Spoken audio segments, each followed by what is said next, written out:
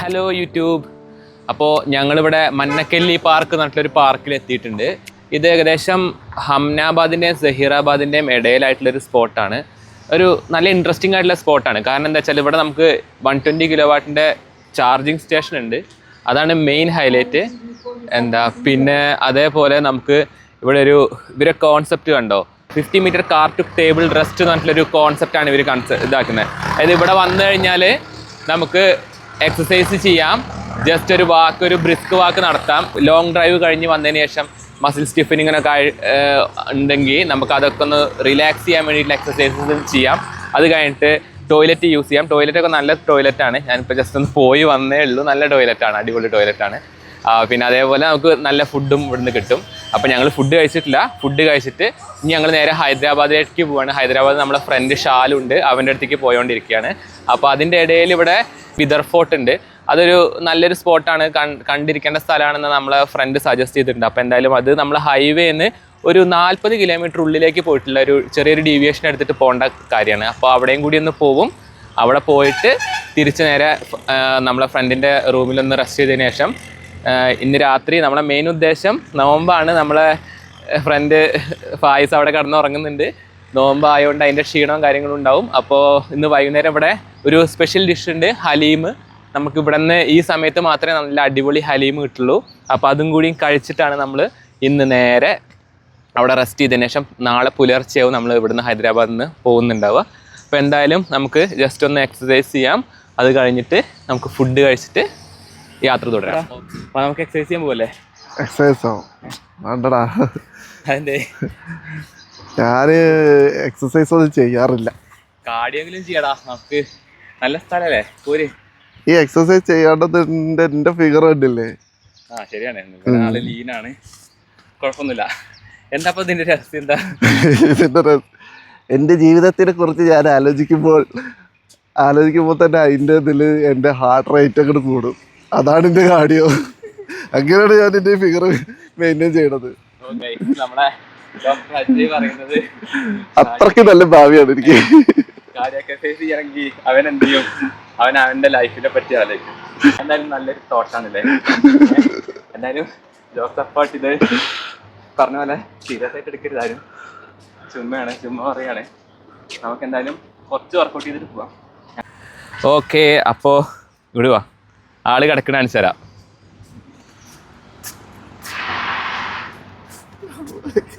കണ്ട? Hello guys. അപ്പോൾ ഫായിസ് അവിടെ കിടന്നോട്ടെ. നിങ്ങളെ കാണിക്കാത്തൊരു കാര്യമുണ്ട്. നമുക്ക് എക്സസൈസ് ബാൻഡ്സും കാര്യങ്ങളൊക്കെ ഉണ്ട്. നമ്മൾ പോണ വഴിക്ക് നമ്മുടെ റുട്ടീൻസ് ഒന്നും മറന്നിട്ടില്ല. നമ്മൾ എക്സസൈസ് ചെയ്തിട്ടൊക്കെ തന്നെയാണ്, പറ്റുന്ന സമയത്തൊക്കെ ഒന്ന് എക്സസൈസ് ചെയ്ത് ബോഡി ഒന്ന് മൂവ് ചെയ്തിട്ടൊക്കെയാണ് പോകുന്നത്. അല്ലെങ്കിൽ നമുക്കതിൻ്റെ ബാൻഡുകളും കാര്യങ്ങളൊക്കെയാണ്. അപ്പോൾ ചെറിയ എക്സസൈസൊക്കെ നമുക്ക് ഇതിൽ ചെയ്യാൻ പറ്റും. ജസ്റ്റ് ഒന്ന് റൺ ചെയ്ത് 3-4 പുഷപ്പൊക്കെ ചെയ്തതിന് ശേഷം നമ്മളിത് ചെയ്യും. ഞാൻ ജസ്റ്റ് ഒന്ന് കാണിച്ചു തരാം നമ്മൾ എന്തൊക്കെയാണ് ചെയ്യാറെന്നുള്ളത്.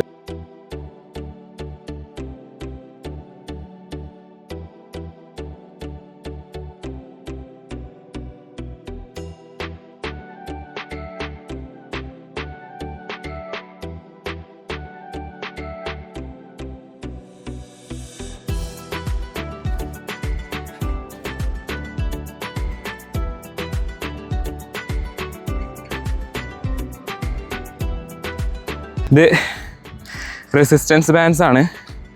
നമുക്ക് ഇഷ്ടമുള്ള റെസിസ്റ്റൻസ് യൂസ് ചെയ്യാം. നമ്മൾ ട്രാവൽ ചെയ്യുമ്പോഴൊക്കെ എക്സസൈസ് ചെയ്യാൻ നല്ല സുഖമായിട്ടുള്ള സാധനമാണ്. നമുക്ക് ഫുൾ ബോഡി വർക്കൗട്ട് ഇതിൽ ചെയ്യാൻ പറ്റും. ഇതിൽ എങ്ങനെ എക്സസൈസ് ചെയ്യണം എന്നുള്ളതൊക്കെ നമുക്ക് യൂട്യൂബിൽ കാണാൻ പറ്റും.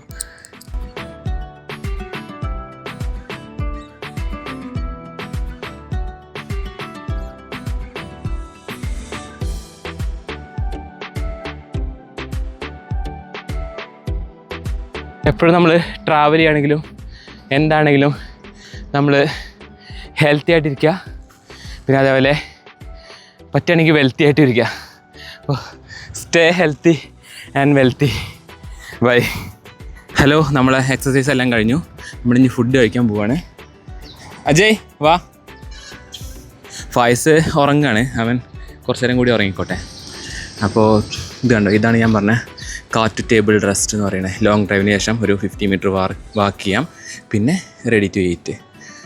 അത് നമ്മളെ ഡീസ്റ്റിഫനിങ് എഫക്റ്റൊക്കെ ഓക്കെ ആക്കും, മെറ്റബോളിക് പ്രൈമിംഗ് എന്നൊക്കെ പറഞ്ഞിട്ട് കുറേ കാര്യങ്ങളൊക്കെ നമുക്ക് പറഞ്ഞു തരുന്നുണ്ട്. എന്തായാലും നമുക്ക് ഇതിൻ്റെ ഉള്ളിൽ എന്താണെന്ന് നോക്കാം. ഇവിടെ കഫ്റ്റേറിയ ഉണ്ട്, പിന്നെ കിഡ്സ് പ്ലേ ഏരിയ ഉണ്ട്, വാഷ്റൂംസ് ഉണ്ട്, പിന്നെ ഒരു മൾട്ടിപർപ്പസ് ഹാളുണ്ട്. ഇവിടെ കണ്ടാൽ നമുക്ക് മസാജൊക്കെ ചെയ്യാൻ വേണ്ടിയിട്ടുള്ള ഒരു ചെയറുണ്ട്, അവിടെ മസാജർ ചെയറുണ്ട്. അങ്ങനെ കുറേ സാധനങ്ങൾ. ഒരു നല്ലൊരു കോൺസെപ്റ്റാണ് ആക്ച്വലി. ഇത് നമ്മളെ നാട്ടിലും ഇതൊക്കെ പ്രാക്ടീസ് ചെയ്യുന്നത് നന്നായിരിക്കും. ഈ ആൾക്കാർക്ക് ലോങ് ഡ്രൈവൊക്കെ പോയി വരുന്ന ആൾക്കാർക്കൊക്കെ ഒന്ന് റെസ്റ്റ് ചെയ്യാനും റീഫ്രഷ് ചെയ്യാനും ലാപ്ടോപ്സ് യൂസ് ചെയ്യാനൊക്കെ പറ്റിയൊരു ഏരിയ.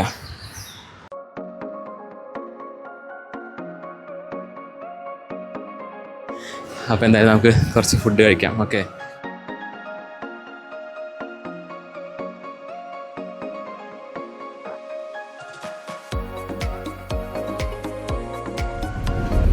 ഹലോ. അപ്പോൾ ഞങ്ങൾ ഭക്ഷണം കഴിച്ചതിന് ശേഷം നേരെ ബിദാർ ഫോർട്ടിലേക്ക് പോയിക്കൊണ്ടിരിക്കുകയാണ്. ഇവിടുന്ന് ഏകദേശം 31 കിലോമീറ്ററാണ് കാണിക്കുന്നത്.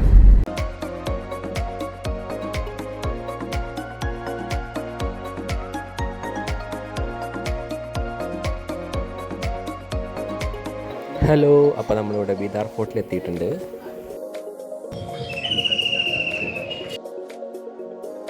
1428 അതായത് 15th സെഞ്ച്വറിയിലാണ് ഇത് ബിൽഡ് ചെയ്തിട്ടുള്ളത്. അതിന് വേണ്ടിയിട്ട് നമ്മൾ വിദേശ രാജ്യങ്ങളിൽ നിന്നൊക്കെയുള്ള മോണുമെൻറ്ററീസും അതിൻ്റെ എക്യുപ്മെൻറ്റ്സും കാര്യങ്ങളൊക്കെ യൂസ് ചെയ്തിട്ടുണ്ട്. ഇതിൻ്റെ വോൾ തന്നെ ഭയങ്കര രസമാണ് കാണാൻ കേട്ടോ. ഒരു 5.5 കിലോമീറ്ററാണ് ഇതിൻ്റെ ലെങ്ത്ത് എന്നാണ് അതിന് പറയുന്നത്. അതിനെ സറൗണ്ട് ചെയ്തിരിക്കുന്നത്. ആലോചിച്ച് നോക്കിയേ, 5.5 കിലോമീറ്റർ. അപ്പോൾ എന്താ അത്യാവശ്യം വലിയ ഫോട്ടോയാണ്. നിങ്ങൾക്ക് കണ്ടാൽ തന്നെ അറിയുന്നുണ്ടാവും. നമ്മളെ ഓരോ ഏരിയയ്ക്ക് ഇങ്ങനെ പതുക്കെ കയറി പോകുന്നു. ഇന്ന് നമുക്ക് വേറെ കാര്യമായിട്ട് പരിപാടികളൊന്നുമില്ല. ആക്ച്വലി ഹൈദരാബാദ് എന്നുള്ള സംഭവം തന്നെ നമ്മളെ ലിസ്റ്റിലുണ്ടായിരുന്നില്ല. പിന്നെ നമ്മളെല്ലാവരും ഫുഡീസ് ആയതുകൊണ്ട് ഫുഡ് എക്സ്പ്ലോർ ചെയ്യാൻ വേണ്ടിയിട്ടാണ് നമ്മൾ ഹൈദരാബാദ് വരുന്നത്. നമ്മൾ നോമ്പ് കാലത്തെ സ്പെഷ്യലായിട്ടുള്ള ഹലീം ഹൈദരാബാദിൻ്റെ ഒരു സിഗ്നേച്ചർ ഡിഷാണ്. അപ്പോൾ ഹൈദരാബാദ് പോയിട്ട് ഹലീം കഴിക്കുക എന്നുള്ളതാണ് നമ്മളെ മെയിൻ ഉദ്ദേശം. അതിന് വേണ്ടി വന്നപ്പോൾ ജസ്റ്റ് പ്ലാനുകളൊക്കെ മാറ്റി എന്നുള്ളതാണ്. അപ്പോൾ അതിൻ്റെ ഇടയിലുള്ള കുറച്ച് പോയിൻറ്റ്സ് കൂടി നമ്മളിതിൽ ആഡ് ചെയ്തു. അപ്പോൾ ആക്ച്വലി സ്പീക്കിംഗ് ഇതും കൂടി ആഡ് ചെയ്ത് കഴിഞ്ഞപ്പോൾ നമ്മൾ ഗുജറാത്ത് കഴിഞ്ഞിട്ട് ഇങ്ങോട്ടുള്ള എല്ലാ സംസ്ഥാനങ്ങളും കവർ ചെയ്തിട്ടുണ്ട് ഗൈസ്. അതാണ് ഇതിലെ അട്രാക്ഷൻസ്. സന്തോഷവും അതുതന്നെയാണ്, നമ്മൾ അത്രയും സ്ഥലങ്ങൾ കവർ ചെയ്തു എന്നുള്ളത്. ഏകദേശം 6000 കിലോമീറ്ററോളമായി നമ്മളെ വണ്ടി ഓടിയിട്ട്. ഇതുവരെ കുഴപ്പങ്ങളൊന്നും ഉണ്ടായിട്ടില്ല. അപ്പോൾ അത് വേറെ കാര്യം. നമുക്ക് ബാക്ക് ടു ഫോർട്ടിൻ്റെ കാര്യത്തിൽ വരാം. അപ്പോൾ ഈ ഫോർട്ടിൻ്റെ രൂപകൽപ്പന നല്ല രസമുണ്ട്. എല്ലാ ഫോർട്ടുകളെയും പോലെ തന്നെ എല്ലാ കാര്യങ്ങളും ഉണ്ട്. പിന്നെ കുറേ 34 ബാസ്റ്റൺസ് ഉണ്ട് ഇതിൽ. നമ്മളെ തീ തുപ്പാൻ വേണ്ടിയിട്ടൊക്കെ യൂസ് ചെയ്യുന്ന സംഭവം ഉണ്ടല്ലോ, പീരങ്കിയൊക്കെ വെച്ചിട്ടുള്ള. അപ്പോൾ ഈ കാണുന്നതാണ് അതിലൊന്ന്. കണ്ടോ, ഇങ്ങനെയുള്ള 34 ബാസ്റ്റൺസ് ഇതിലുണ്ട്.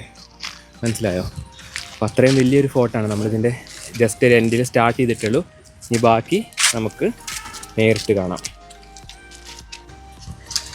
ഇത് നമ്മളെ ബിഡാർ ഫോർട്ടിൻ്റെ കഴിഞ്ഞിട്ടുള്ള ആ ഒരു ഗ്യാപ്പിലുള്ള ട്രെഞ്ചാണ്. നമ്മൾ എല്ലാ സ്ഥലത്ത് പോയാലും നമുക്കിങ്ങനെ കോട്ടകളുടെയൊക്കെ പൊതുവായിട്ടുള്ളൊരു സ്വഭാവമാണിത്. കാരണം കോട്ട എന്ന് പറയുന്നത് തന്നെ നമ്മളെ രാജ്യത്തിൻ്റെ സംരക്ഷിക്കാൻ വേണ്ടിയിട്ടുള്ള യുദ്ധസമാന കാലഘട്ടങ്ങളിൽ കാര്യമായിട്ട് യൂസ് ചെയ്യുന്ന ഒരു ഏരിയയാണ് ഈ ഫോർട്ടുകൾ. അപ്പോൾ ഇത് നമുക്ക് എങ്ങനെ സൈന്യത്തെ വിന്യസിക്കണം, എങ്ങനെ എക്യുപ്ഡ് ആവണം, എങ്ങനെയൊക്കെ പ്രതിരോധിക്കണം എന്നുള്ളതിന് അനുസരിച്ചാണ് ഇത് നിർമ്മിച്ചിട്ടുള്ളത്. അപ്പോൾ അതിന് വേണ്ടിയിട്ട് ഈ ഫോർട്ടിൻ്റെ ചുറ്റും ഒരു ട്രെഞ്ച് ഉണ്ടാവും. ഇതിൽ കിടങ്ങ് എന്ന് പറയില്ലേ, അപ്പോൾ കിടങ്ങുകളുണ്ടാവും. അപ്പോൾ ഇതിലെന്ത് ചെയ്യും, ഫുള്ള് വെള്ളം നിറയ്ക്കും. നമ്മൾ പാലക്കാട് ഫോർട്ടിലൊക്കെ നമ്മൾ പോയിട്ടുണ്ടാവും, ഒട്ടുമിക്ക ആൾക്കാരും പോയിട്ടുണ്ടാവും. അപ്പോൾ അവിടെയൊക്കെ പോകുമ്പോൾ നമ്മൾ പറയാറുണ്ട് അതിൽ വെള്ളം നിറച്ച് പണ്ട് കാലങ്ങളിൽ മുതലേനെ വളർത്തും ആൾക്കാർക്ക് ഇതിലേക്ക് കിടക്കാതിരിക്കാൻ വേണ്ടിയിട്ടൊക്കെ. അപ്പം അതേപോലെ വെള്ളം നിറയ്ക്കുന്ന ഒരു സംവിധാനമാണ് ഇവിടെ. മുതലേനെ വളർത്തിയണോ ഇല്ല എന്നുള്ളത് ഞങ്ങൾക്കറിയില്ല. അപ്പോൾ അങ്ങനത്തെ കുറേ കാര്യങ്ങളുണ്ട്.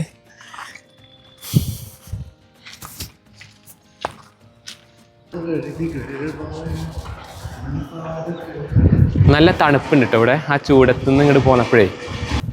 പിന്നെ ഒരു എക്കോ ഉണ്ട്. Hello hello hi. तेरे बिना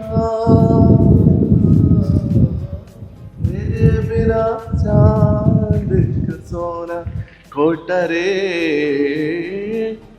पीली पीली धूल उड़ा रे मीठा रे. പിന്നെ നമ്മൾ ശ്രദ്ധിച്ച വേറൊരു കാര്യം എന്താ വെച്ചാൽ ഇവിടെ ഒരു മനുഷ്യനില്ല, ഞങ്ങൾ മാത്രമേ ഉള്ളൂ. വേറെ കുറച്ച് 1-2 ആൾക്കാർ എക്സ്ട്രാ ഉണ്ടാവും. നല്ല സുഖമായിട്ട് എല്ലാം കാണാൻ പറ്റുന്നുണ്ട്. ഇവിടെ ഫ്രീ ആണ്, ഈ ഫോർട്ടിൻ്റെ ഉള്ളിലേക്കുള്ള എൻട്രി ഒക്കെ ഫ്രീ ആണ്. നമുക്ക് ക്യാമറ ഇങ്ങോട്ട് കൊണ്ടുവരാൻ പറ്റില്ല, അതാണ് ഇവിടുത്തെ ഒരു പ്രശ്നം.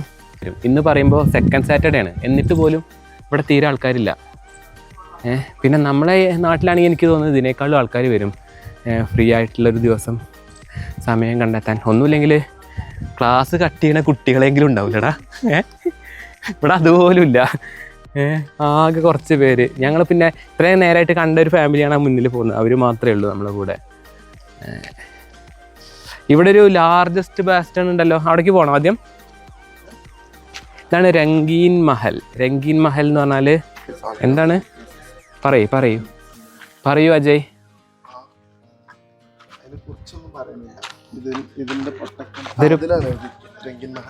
രംഗീൻ മഹൽ എന്താണെന്ന് ഇതിൽ എഴുതിയിട്ടുണ്ട് കേട്ടോ ഗൈസ്. കളേർഡ് പാലസ് അതാണ് ഇത് പറഞ്ഞാൽ. അത് അലി ബരീഡ് ബിദാർ എന്ന് പറഞ്ഞിട്ടുള്ള ഒരാൾ 1542 to 1550 ആ ടൈമിൽ, അതായത് 16-ാം നൂറ്റാണ്ടിൽ ഉണ്ടാക്കിയതാണ്. അത് കഴിഞ്ഞിട്ട് ഒരു അഞ്ചോളം ആൾക്കാരുടെ എങ്ങാണ്ട് ഡക്കാൻ സുൽത്താനേറ്റ്സിന്റെ എന്താ പറയാ ചരിത്രം ഈ കോട്ട കണ്ടിട്ടുണ്ടെന്ന് പറയാം. അതില് ഫസ്റ്റ് ഉണ്ടാക്കിയത് സുൽത്താൻ അഹമ്മദ് ഷാ പുള്ളിയാണ് ഫസ്റ്റ് ഉണ്ടാക്കിയത്. അതായത് 15-ാം നൂറ്റാണ്ടിലാണത്. ഇത് 16-ാം നൂറ്റാണ്ടിലാണ്, ഏകദേശം 100 കൊല്ലം കഴിഞ്ഞതിന് ശേഷം അല്ലേ. അന്നത്തെ ആയുധങ്ങളാണ് ഇതൊക്കെ.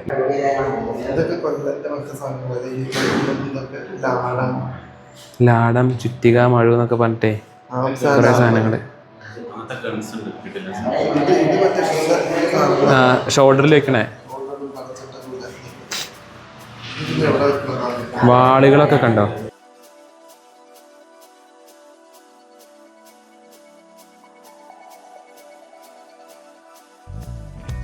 അന്നത്തെ കോയിൻസ് ആണ് ഇത് കേട്ടോ, ഷെൽ ബീഡ്സ്.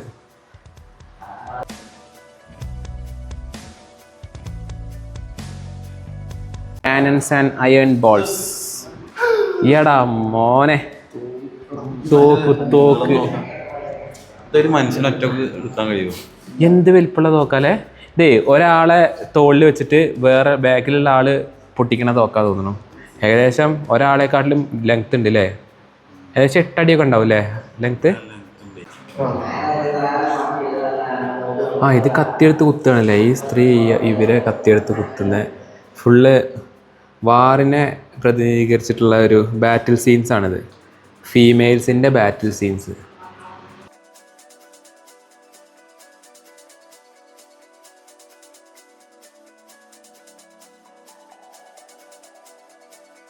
ഇപ്പോൾ എല്ലാവരും ഇങ്ങോട്ടൊക്കെ വരുമ്പോൾ ഇങ്ങനെയുള്ള എഴുതിയിട്ടുള്ള കാര്യങ്ങൾ അറ്റ്ലീസ്റ്റ് വായിക്കുക, അല്ലെങ്കിൽ ജസ്റ്റ് ഇതിനെപ്പറ്റി ഒരു നോളജ് ഉണ്ടാക്കിയിട്ട് വരാൻ ശ്രമിക്കുക. ജസ്റ്റ് ഇത് കണ്ടു പോവാതെ. അപ്പോൾ നമുക്ക് മനസ്സിലാവും നമ്മളെ ഏതൊക്കെ കടമ്പകളിലൂടെയാണ്, എത്ര ജീവിതത്തിൽ എത്ര അപ്പ് ആൻഡ് ഡൗൺസ്, നമ്മളെ ചരിത്രത്തിൽ എത്ര ഉയർച്ചകളും താഴ്ചകളും ഉണ്ടായിട്ടുണ്ട് എന്നുള്ളതും നമ്മളെ ചരിത്രത്തിൻ്റെ ആ മഹത്വത്തെക്കുറിച്ചൊക്കെ നമുക്ക് നന്നായിട്ട് മനസ്സിലാവും. അപ്പോൾ ഇതൊക്കെ വായിച്ചും കാര്യങ്ങളൊക്കെ ആയിട്ട് വരുമ്പോൾ അതിൻ്റേതായിട്ടുള്ളൊരു സാറ്റിസ്ഫാക്ഷൻ കിട്ടും. ഇതിൻ്റെ ഒരു ഫീല് നമുക്കത് അനുഭവിച്ചറിയാൻ പറ്റും. നമുക്കൊരു മനസ്സിലേക്ക് നമുക്കത് ഇമാജിൻ ചെയ്യാനും കൂടിയും പറ്റുമ്പോൾ ഭയങ്കര രസമായിട്ടുള്ളൊരു കാര്യമാണ് ഗൈസ്. ഞാൻ ഇത് ഒന്നും വായിക്കാതെയും അറിയാതെയും പല സ്ഥലത്തും പോയിട്ടുണ്ടായിരുന്നു. പക്ഷേ ഇപ്പം നമ്മളിതൊക്കെ വായിച്ച് മനസ്സിലാക്കിയിട്ട് നീങ്ങുമ്പോൾ അതിൻ്റെ ഒരു രസം അത് വേറെ തന്നെയാണ്.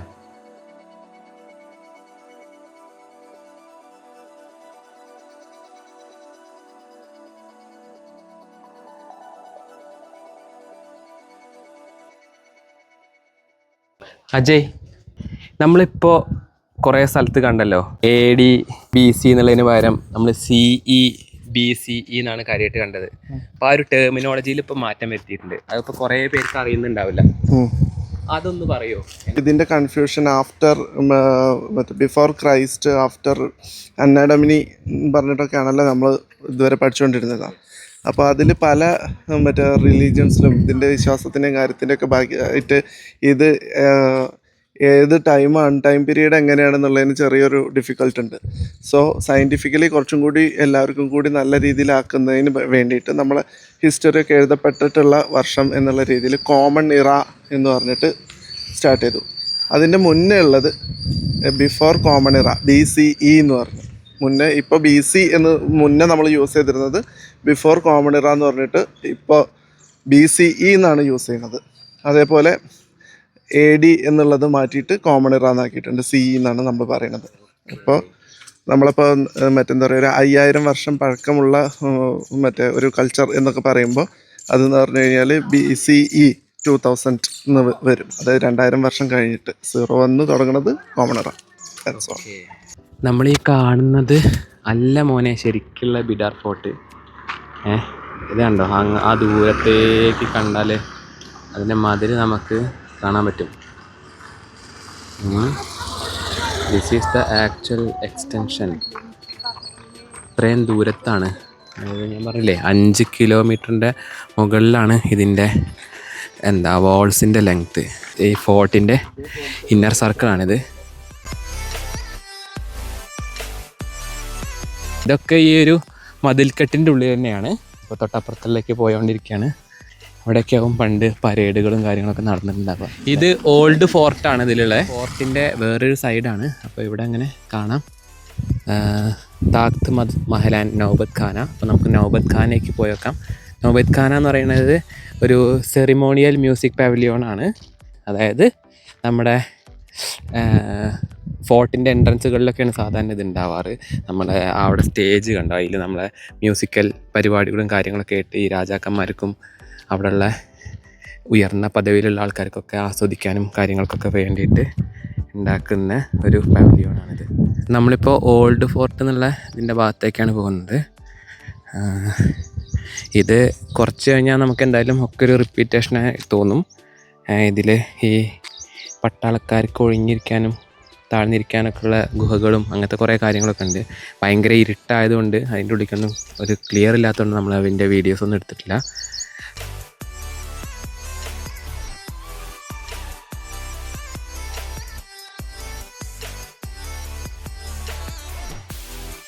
ഹലോ, അപ്പോൾ നമ്മൾ ബഹ്മാനി ടോംബ് എന്ന് പറഞ്ഞിട്ടുള്ളൊരു സ്ഥലമുണ്ട്. ഇവിടെ ബിദർ ഫോർട്ടിൻ്റെ അടുത്ത് തന്നെയാണ്. ഒരു 3.5 കിലോമീറ്റേഴ്സ് ദൂരം ഉണ്ട്. അപ്പോൾ അവിടേക്ക് വന്നതാണ്. മൺസൂൺ ടൈമിലൊക്കെ വന്നു കഴിഞ്ഞാൽ ഒന്നും കൂടി രസമായിരിക്കും. ഇപ്പോൾ ഭയങ്കര ഡ്രൈ ഏരിയയാണ്. ഇവിടെ കണ്ടോ, ഇവിടെയൊക്കെ ഫുൾ പുല്ലാണ് ശരിക്കും.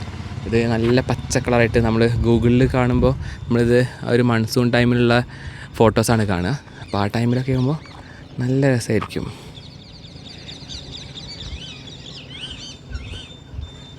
ഇതാണ് നമ്മുടെ ബഹ്മാനി ടോംസ്. 15-ാം നൂറ്റാണ്ടിലും അതേപോലെ 16-ാം നൂറ്റാണ്ടിലും ഉണ്ടാക്കിയെടുത്ത ടോംബുകളാണ്. ഇത് നമ്മളെ ടർക്കിഷ് പേർഷ്യൻ ആർക്കിടെക്ചറൽ കൊണ്ടുള്ള ഉണ്ടാക്കിയിട്ടുള്ള ഒരു അടിപൊളി സംഭവം തന്നെയാണ്. ഈ ഹിസ്റ്ററീസ് ഇഷ്ടമുള്ള ആൾക്കാർക്ക്, ആർക്കിടെക്ചറൽ ഇൻട്രസ്റ്റ് ഉള്ള ആൾക്കാർക്കൊക്കെ ഇവിടെ വന്ന് കാണാവുന്നതാണ്. ഏകദേശം 12ഓളം ടോംസ് ഇവിടെ ഉണ്ട്.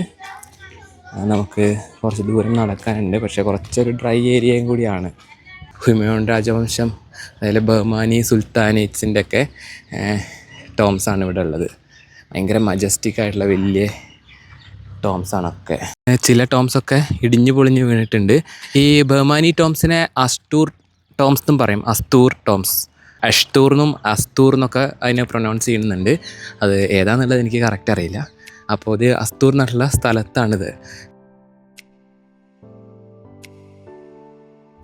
ഹായ് ഗൈസ്, നമ്മൾ എടുത്തിട്ട് വീട്ടിൽ നിന്ന് ഇറങ്ങിയിട്ട് ഇപ്പോൾ ഏകദേശം 7 ദിവസം കഴിഞ്ഞു. ഇനി നമ്മൾ നേരെ ഹൈദരാബാദിലേക്ക് പോവുകയാണ്. നമ്മളെ ഫ്രണ്ട് ഷാലു അവിടെ വെയിറ്റ് ചെയ്യുന്നുണ്ട്.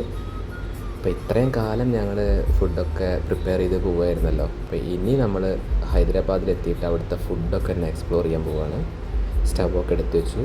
ഇനി ഫുഡിൻ്റെ ഒരു വ്ളോഗായിരിക്കും അടുത്തത്. ലാസ്റ്റ് വ്ളോഗും അതുതന്നെ ആയിരിക്കും. അപ്പോൾ എന്തായാലും ഹൈദരാബാദ് വെച്ച് കാണാം. Okay, tata, by.